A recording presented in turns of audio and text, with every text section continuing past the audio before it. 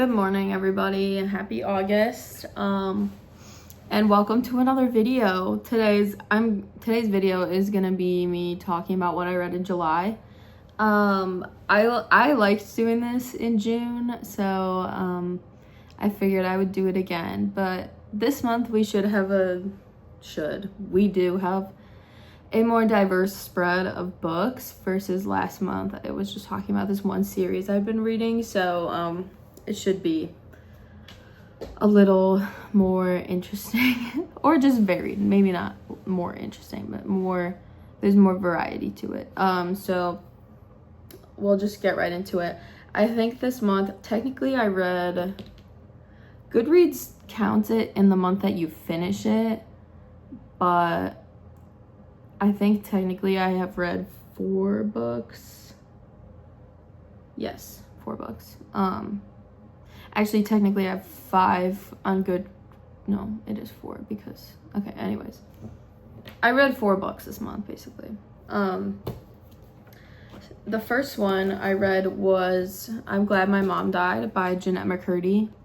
And then the second one was I Who Have Never Known Men. And then we had some books I read on my Kindle, which were Every Summer After and Atmosphere. So it's kind of the rundown of what we're going to be talking about. But I will start off with I'm Glad My Mom Died. So I read this book back in the beginning of July. So this book is it's like I think it's technically a memoir. I don't really know what makes something a memoir, but it's about Jennette McCurdy's like mom and her relationship, and just like how it was being raised by her mother, who was obsessed with trying to have her daughter be a famous star because that was her mom's dream and she never got to live it, so obviously she wants to live vicariously through her child. I gave it a 3 out of 5 on Goodreads. I thought the writing was good, and it was very matter of fact about everything. Like I felt like she kind of follows, or like, what's the word I'm looking for? Like tells the tale in chronological order starting from when she's, I think, 6. And she just writes about everything that happens to her from the perspective of how old she, like her being that age. So like, it just like, she just kind of describes what's happening and what she's feeling, but she doesn't really like, tell you like, I was like traumatized or like anything. Like, I think maybe the point is for you to just read it and be like, oh, that's kind of like not okay. So that, I mean, granted, I haven't read a lot of memoirs, but I thought that was interesting. I kind of liked that, I suppose, because it felt like you were there, like, with her, I guess, in a weird way. But, writing was very matter of fact, although sometimes I found the like plot line hard to follow. Like I didn't exactly know what age she was, because sometimes she'll jump forwards a few years, and sometimes she will give you like context to like how old she is or what year it is, but like some other times not. So I did feel like sometimes it was hard to follow just like what timeline we were in, and I also just felt like sometimes too there was not a lot of context for like other things that had happened. Like, I don't know, like when she's talking about iCarly and stuff, or like her other roles, I'm just like, when was this happening in relation to these other things? Like, I don't know, maybe that's just a me problem, but sometimes I felt like it was hard to fully grasp, I guess, what was going on in her life at the time of the things she's talking about. She did go through some messed up shit. I did write that down. She went through some messed up shit, and like I could not imagine being raised by someone like this and just having the life that she had. I mean, it sounds like, yeah, it just, I couldn't imagine. And I mean, it seems like she's come out on top, which is good. But, yeah. It's like heavy. She tries her best to make it seem light, or not, she's not making light of what happened, but she tries to like write it right. I don't want to like say it the wrong way, because like she's not making jokes about what happened, but the way she is describing these things, she's like trying to have some humor in the situation, which for me was kind of hard, I guess, to like read, because I just like, it's serious shit. Like, I don't know. Like, I know that you, like, nobody, well, some people do. Some people want to read, like, downers all the time. But, like, I don't know. You don't need to make, like, jokes about, I don't know. Like, nothing's funny about being touched inappropriately, or, like, I don't want to say groomed, because I don't know if that's what happened, but like, you know, nothing's funny about those things. But she does a good job of explaining her headspace and like what she's thinking, and just kind of like giving I'm really mincing my words today. I don't know what I'm trying to say. But she does a good job of like explaining her headspace, portraying like how it was to her, and like how these things started popping up before she realized what they were, and things like that. I will say I wish that there was a little more internal reflection. Like, this was very much just like, this was my life, and like, here's what's happened. It wasn't so much of a like, there wasn't a lot of internal reflection, or just being like her talking about how she moved on from these things. She does touch on the like her eating disorder recovery at the end. Like, she talks about that, but she never talks about how she like, or if she has unpacked anything about her relationship with her mom, like, at all. She like does talk about going to therapy at one point for her eating disorder, and the therapist tries to like move into like talking about her mom, and she like flips out and like quits the therapist. And I'm like, your book is called I'm Glad My Mom Died, but you're not talking about any of the work you've done to like deal with the trauma she caused you. And like, I just thought that like, I was hoping that this book would be more of her like being like, this is how I got through this is what I've done to cope with it, like. And she did share, I mean, she obviously has talked about her coping mechanisms in here. There were a lot of unhealthy ones, but I don't know. I just wished that there had been more about unpacking her emotional baggage from her mother. Like, yeah, like, yes, your mom basically taught you how to do eating disorder, but like, and it's good that you obviously have worked on that. Like, it's like, that's a very hard thing to deal with.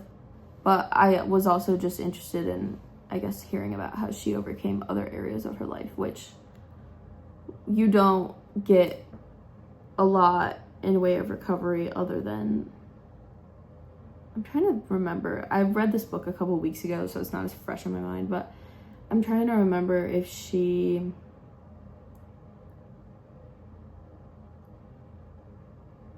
went to rehab at all. I can't remember. I think she may have. But anyways, there's like recovery, like she talks about recovery from some of her more physical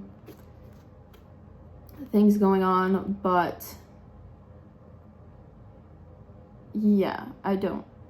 And like at the end, she's like, I think I'm like I think it's implied that she worked through it, but I just kind of wish that she had addressed it more, because the most you get is, oh, therapist tried to talk to me about my relationship with my mom and I had a breakdown about it. And it's like, okay, well, did you go back to that at all? Are you, I don't know. So like it's hard to critique somebody's like real life, like obviously story. And I thought like the content was good. Like I'm saying that this is a good book. There were just certain aspects of it I wish she focused on more, I guess. But yeah, I gave it a 3 out of 5. So it was my first book that I read for the month. Then after that, I read I Who Have Never Known Men, which this book has been popping up everywhere for me recently, and it's an old book. Like I didn't realize that it was kind of popular right now when I read it. But this book is very unique to anything I've read ever. And I still don't fully know how I feel about it, because it's just, I guess the context of it is there are 39 women, or 40. I don't know why the back says 39, because there's 40 of them. There's 40 women underground in a cage, and they are guarded 24/7. They are given like food every few times a day, and none of them remember how they got there. No, none of them know why they're there. And the one of them, the main character that you follow through this book, is so young that she doesn't even remember if she has parents. Like, she was taken into custody, I think, at like the age of 6 or something. So she hasn't even like undergone puberty in the, like when she's first taken in. She has never had any like romantic experience. She doesn't remember her parents. She literally knows nothing about the world she came from, because she barely got to live in it. So, and it's just kind of like, it's very odd. Like, I've never read a book where, I don't want to say there's not really a plot, but like there's not a plot in the typical sense of where there's like a conflict and like we resolve the conflict and like the book ends when the conflict's resolved. It's like there is a conflict, like there's the overarching question of how did we get here, why are we here, but that never gets answered. Like I saw someone else talking about this book, and they were like, if you hate a book that doesn't have a plot, you would hate this book. And I would agree, like this book really does not have a plot. It's more so just like about the inner I feel like it's more of a like study on like what is the meaning of life, like why is humanity around, why do we exist, and even that question in this book, it's like kind of an uncomfortable answer, I feel like. Eventually they do get out of the cage, because there's like a lot of stuff that happens in this book that's so unexplained, and I would love to just know why the author made a lot of the choices that she did, and like, did she have an idea for what was going on in the background while these women were in these cages? Like, I don't like, I would love to know that. But they do get out of the cage. They one day an alarm goes off, all the guards flee, and one of the guards was like about to give them their food, so the key was in like the little cage, and he just left it there, which some people say that that's like was him like taking pity on the women in the cage, and I'm just like, I don't know that I had that opinion about it. It was like, oh, I just gotta get out of here, I don't care what, like I don't care, and like leaving. I also like, I was confused going into this too, because I think I just like, somebody recommended this as like a feminist like novel to read, But I don't really know what's inherently feminist about it, other than the fact that all the characters are women. Like, I don't, maybe I missed something when I was reading this, but I really don't understand why this would be considered feminist. Other than that it portrays, I guess, women, like, surviving on their own, like, without men. But, like, they still kind of inherently, like, depend on men, like, indirectly. Like, they only get out of the cage because a man left a key there. And maybe people are like, oh, well, at one point the, like, youngest one just decides, she's like, I'm just gonna start staring at this one guard. And it's like, okay, so she stares at him, and people are like, oh yeah, well, since she was, like, noticing him, like, that's what made him feel like he should leave the key. I'm like, what? No. Like, I'm sorry, no. I don't buy that. I'm sure maybe that's what the author intended, but I think that's stupid. That, like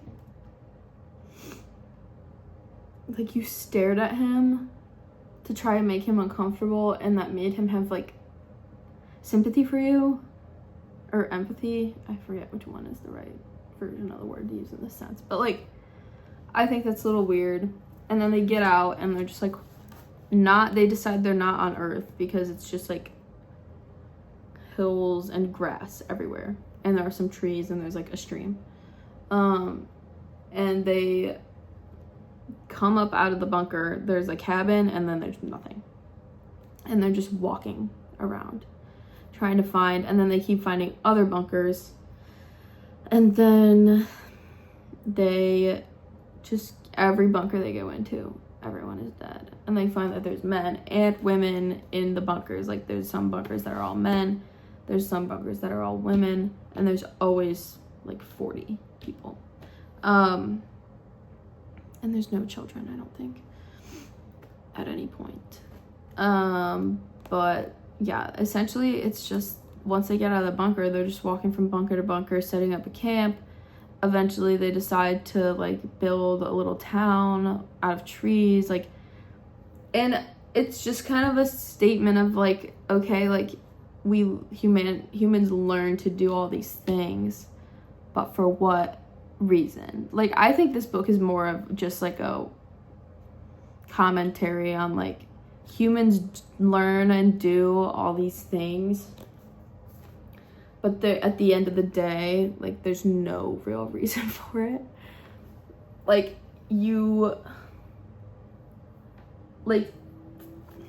humanity exists to just be, like, you know, like, that's the reason anything exists, is like, to just be, is, I think, the point of this book.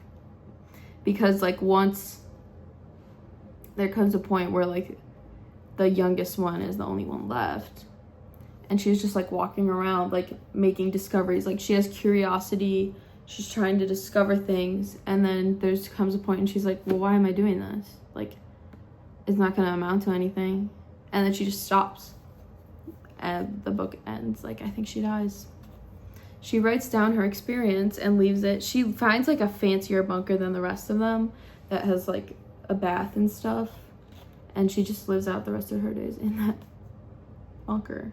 And she never finds answers for why they're there, why they were brought there, where they even are. And yeah, I think this book is a little odd, which I'm sure is the point. And I think that it is like kind of an uncomfortable message to just be like, what, we're not even here for, like, a real reason. Like, everything humanity has come up with and created is, like, you know, like, that's kind of the story. So I don't know, like, how I feel about this at the end of the day. It was hard, like, I was just generally interested in what was going on, but, like, nothing happens. Really. It's more of just, like, you're in, like, the character's head. So I don't know. I think if you don't like books without plot, you will not like this. And I think that if you don't, I think this book has the potential to cause somebody to have like a crisis about like the meaning of life if you look into it too much. But I gave this one a 3 out of 5 too. I don't remember if I said that. It was fine. It was just okay. But this is the second book I read. I don't know how I feel about it. This one will probably like stick with me for a while just because I'll keep thinking about it. It was such like an odd feeling to like finish it, you know, and just be like, well, I don't know much of anything other than I did before, you know. That's the second one. Then after that one, I have my Kindle here. I'm gonna pull it up. Every Summer After, which this is more of like a summery it kind of reminded me a lot of like The Summer I Turned Pretty, but if it was Canadian. Like took place in Canada. And it was like, I gave this one a 3 out of 5 as well because it was just okay. Like I thought it was like, I was hooked in at first, but then like the characters just kind of got old and like there was like a twist, but like I thought the twist was really stupid. Or not twist, but they're like, so basically this is like I said, Canadian Summer I Turned Pretty. This girl, her name is, oh gosh, I don't remember her name already. Oh, Percy. Her name is Persephone. They call her Percy. And she is getting bullied at school. This is like the cover of it. She's getting bullied at school. I'm not gonna hold this one up. She's getting bullied at school, so her parents like buy a cottage in like by a lake outside of Toronto, and so that she can like get away from other teens for the summer and stop getting bullied. And when they move in, there's like next door lives like a single mom and her 2 sons, who one of them is the same age as Percy and the other one is a little bit older. And then like Percy becomes really close with the one that's her age is named Sam. The other one's name is, I don't remember, but Charlie, I think, is the other one. So Percy gets really close with Sam, and it just kind of tells like their story of like, it's told in flashbacks, so you have like current day, like I think Percy's 30 years old, and then it'll flash back to like when she was like 12 or 10 or whenever she met Sam, and then it just keeps flashing back to like their teen years, and you kind of learn their story, I guess. So like basically they like grow up together, they have a mutual crush on each other, but then they like don't tell each other. But then finally they like confess, but then Sam is like, no, we can't like date each other, like I don't want to mess this up, we're too young. So then they like don't date each other even though they know they like each other. And then she dates someone else. Sam gets like jealous, and then he's like, I was wrong, I should have like dated you, like can we do that? And she's like, well, I have a boyfriend now, so like no.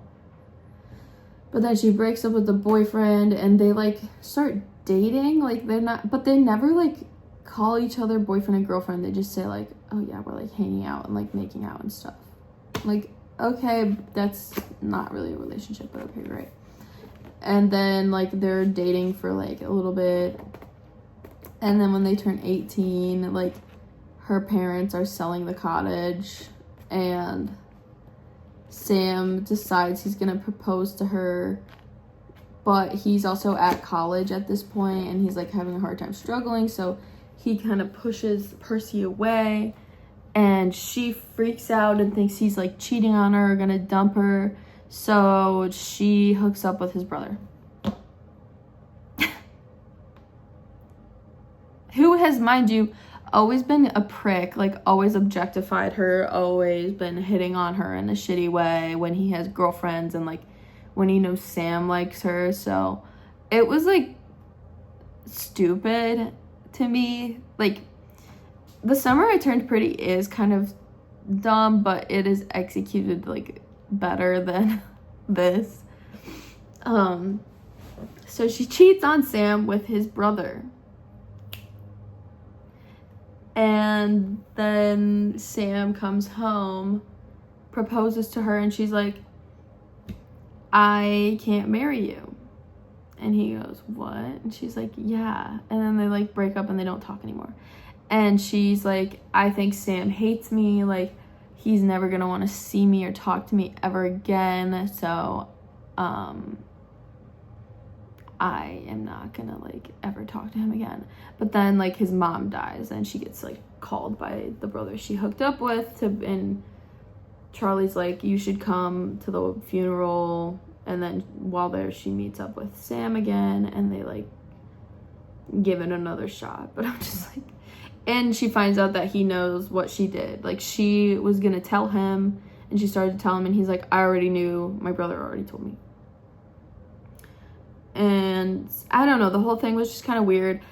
Percy's very insecure, like, oh, I could never be good enough for you, like, why would you like me? And it's just like, it gets old like quickly. I was like, okay girl, like clearly you aren't as ugly and stupid as you think. Like, have some confidence, please. And like, also Sam is not all that. Like, he is smart and cool and hot, sure, but he is like being a dick too. Like, he wasn't gonna commit to you and now he is, and you're just like la la la, like, you know. So I don't know, I give it a 3 because it was still entertaining, but it just got old. Like, I got tired of Percy's insecurity. Even at 30 years old, she is still just as insecure as she was when she was like 12. No character growth, no change at all. So that's great. And her whole life has basically revolved around this Sam guy. Like, from the ages of 12 to 30 onward, presumably, she has just been obsessed with Sam. Like, she has panic attacks about not being able to see Sam, and all she does is think about Sam, and it's just like, girl, move on. Like, but anyways. So that was that book. I don't have as much to say about that book because it was just like very like simple, I guess. And then after that, I just finished this book yesterday, Atmosphere by Taylor Jenkins Reid. This book is awesome. I liked this book a lot. Can you turn off?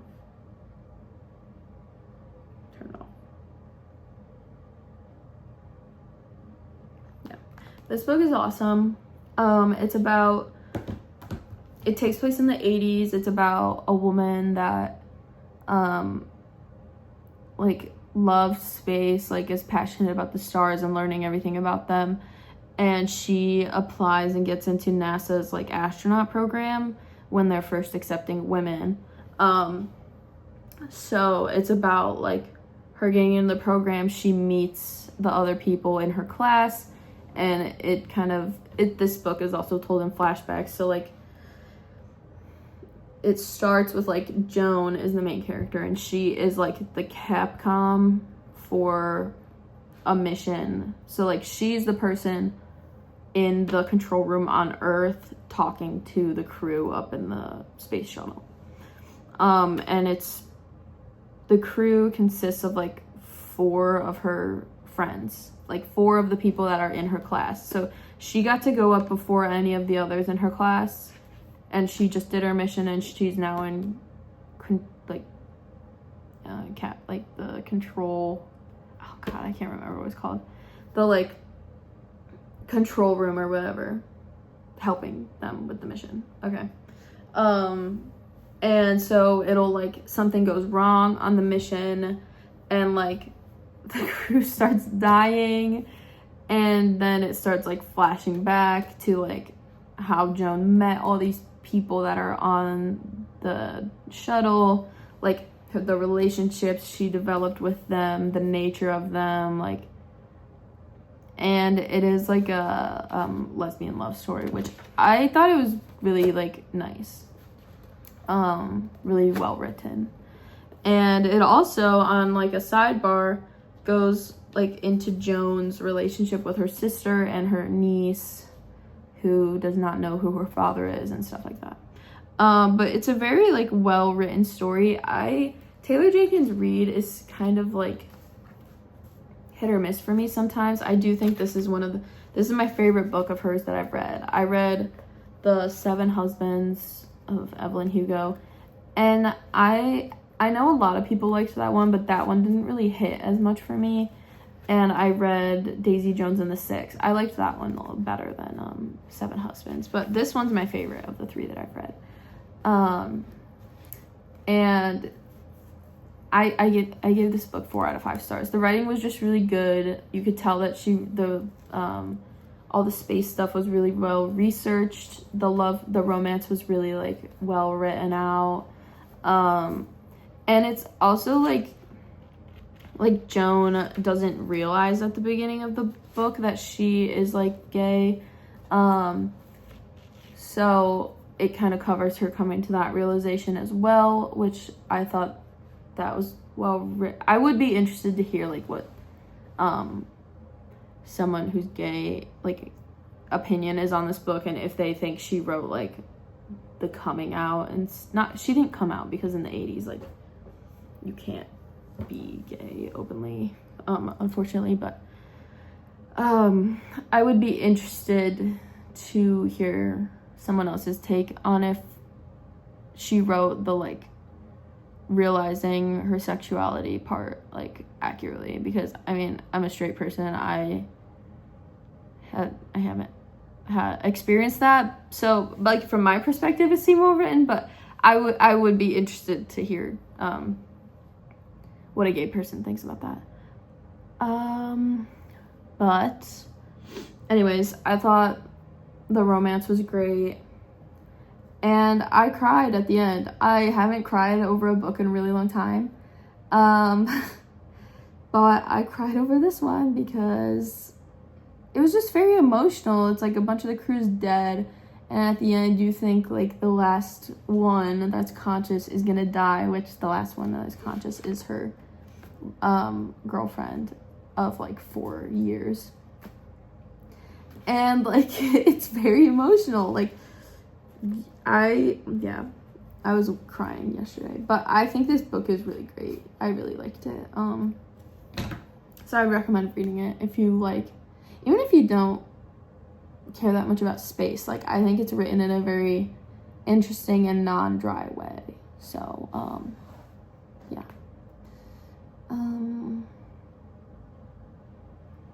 But yeah, I think that's everything I have to say about this book. Maybe, I don't know. I didn't give it a 5 out of 5 because it didn't have me like glued to my seat while like reading it, you know? That's like what my requirement for 5 stars out of 5 stars is. Like I gotta be like, all I can think about is this book. I'm so locked in on this book, like, and I was not the case, but it's still very good. So 4 out of 5. But yeah, that is what I read in July. I have 4 books.